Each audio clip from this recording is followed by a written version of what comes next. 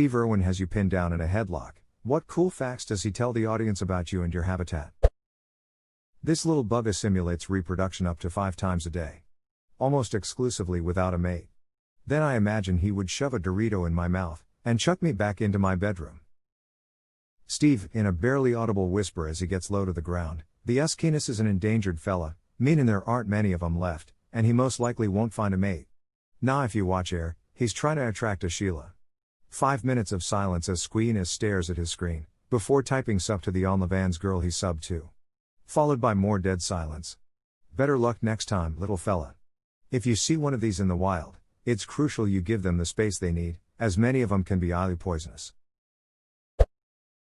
Oi, be very careful, mates. We have to show dominance.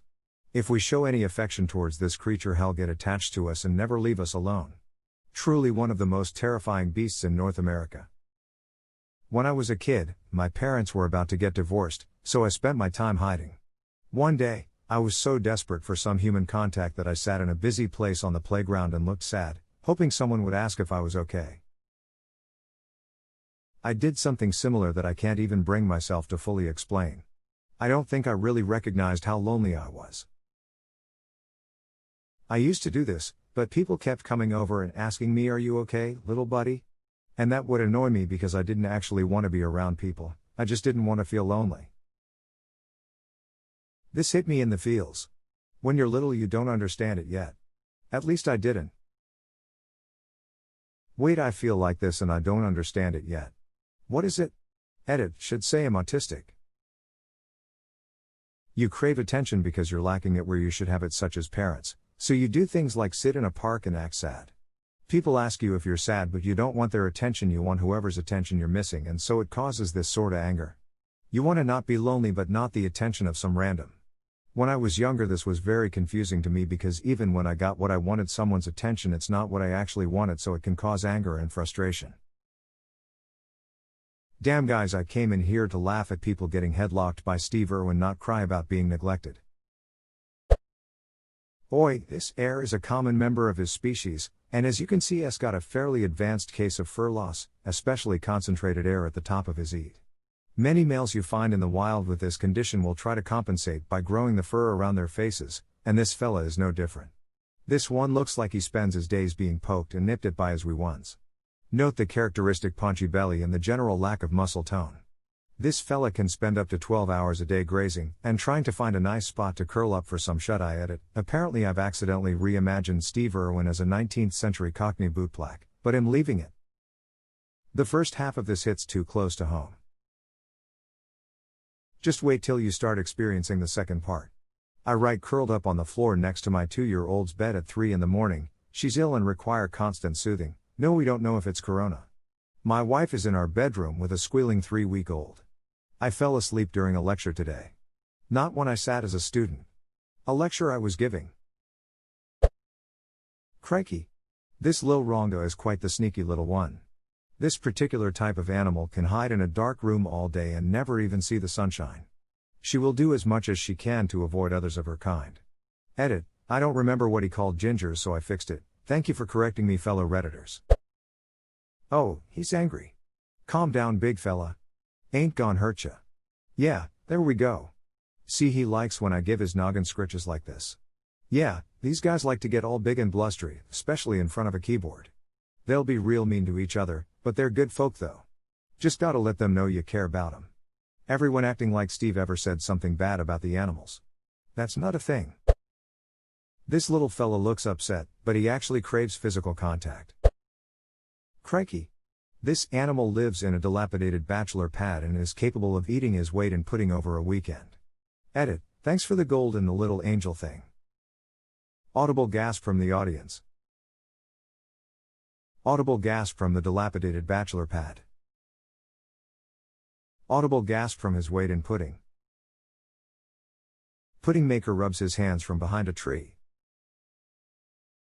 I rub my hands because I know what goes into the pudding. I rub the thing that produces the pudding. I'm rubbing my penis. Now I'm rubbing your penis. You're rubbing my penis. Oi, now looky here. Notice how he seems almost entirely apathetic to my attack. That's because he spends almost every waking moment pretending not to be bothered by the current situation he is in, despite the fact that he is incredibly irritated.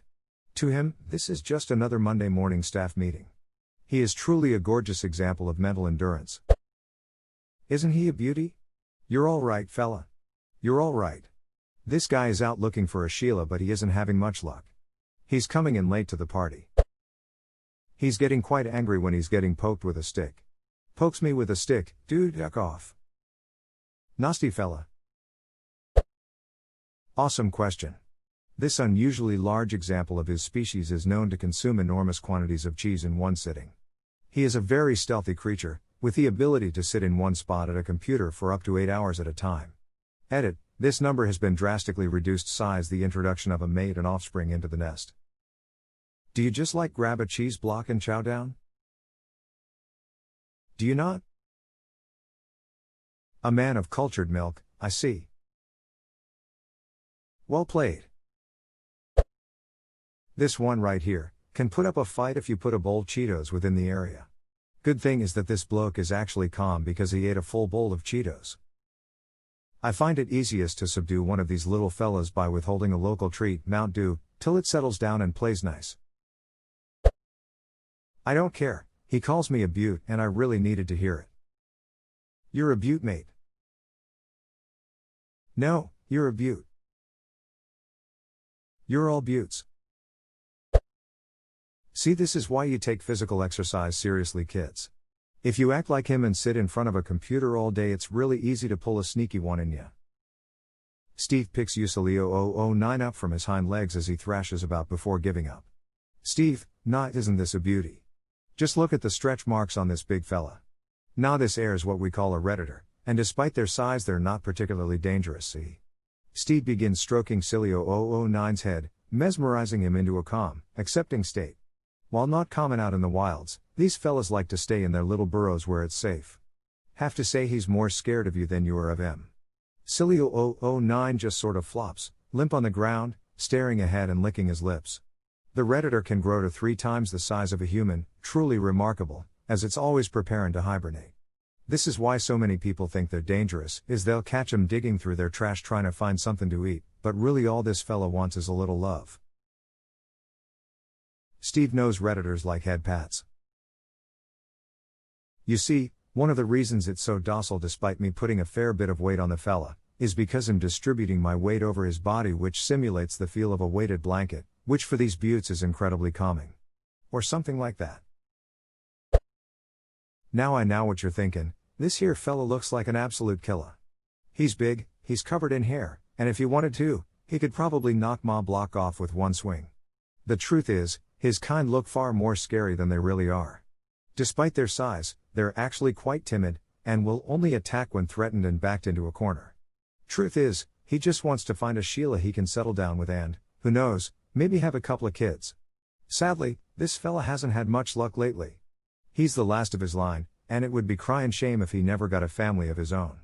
Puts PS2 controller in my hands. Luckily, here at Australia Zoo, we have a state-of-the-art gaming room, where this fella can play the video games of his youth, and relive his days as a juvenile, when life seems so full of possibilities. That made me a little sad. That made me a lot sad. I don't have an answer to this, but congrats. This is probably the best question ever asked on Reddit. This whole thread has made me laugh again and again. This lad drinks too much. Steve, as you can see, this poor fella's diet consists mostly of Jack Daniels, which makes him relatively harmless in the wild. Poke Ujax again with a stick. The sad creature tries to fight back with a wave of the arms, then gives up. This makes the boy relatively harmless, so if you see him in the wild, don't be scared, just wave your arms about to confuse him like this. The sudden arm waving causes Jax again to vomit and roll over, defeated. Thanks for that beautiful description. Except I wouldn't vomit, I hold my alcohol like an expert. Ah, my mistake, let me correct that. Steve gets real low to the ground, real low in a whisper, as he shifts his way through a den of drunks. We are among the drunk types, found on nearly every continent in the wilds. But if you get real close like, you can spot the difference. Steve shines a mini flashlight on the face of a hockey jersey-clad girl. She immediately barfs a concoction of white wine and chicken nuggets. Nah, this is a defense mechanism, right? She stores her toxins in a sack to scare off unwanted predators. But if you see on a fella like this, shines mini flashlight on Ujax again, who waves his arms and groans. This air's an Irish type.